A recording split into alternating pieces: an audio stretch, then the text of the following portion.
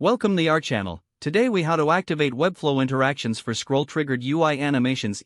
To activate Webflow interactions for scroll-triggered UI animations, start by opening your Webflow project. Navigate to the designer view where you can see your layout. Select the element you want to animate on scroll. In the right sidebar, find the Interactions panel. Click on the plus icon to add a new interaction. Choose the Scroll into View option from the interaction triggers. Next, set the animation type to Start an Animation. Click the Create a New Animation button to define your scroll animation. Add the desired effects such as opacity, movement, or scaling.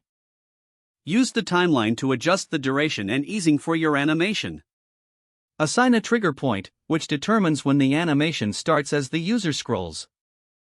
Once you're satisfied, click Done to save your interaction. To preview your animation, switch to the preview mode in the top right corner of the designer. Scroll through the page to see how your animation performs. If adjustments are needed, return to the interaction panel and refine your settings. Finally, publish your project to see your scroll-triggered animations live. If the page does not load, refresh the browser or try again in a private or incognito window. Make sure you are using the correct email address, then retype it carefully to avoid small typos. If your password is not accepted, use the reset option and create a new strong password you can remember. Check your spam folder for verification or security emails, then complete any requested confirmation steps. Enable two-factor authentication if available to improve account security and reduce unauthorized access risk. After signing in, review your profile details so your contact information and settings are accurate and current. If you see an error message, note it down and try again after restarting your device and internet connection.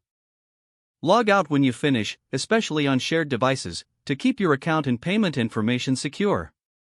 If the page does not load, refresh the browser or try again in a private or incognito window.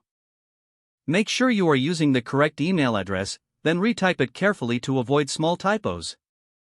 If your password is not accepted, use the reset option and create a new strong password you can remember.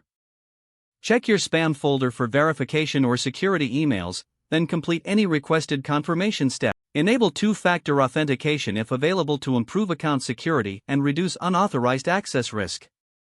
Don't forget to like this video and subscribe to our channel for more step-by-step tech guides.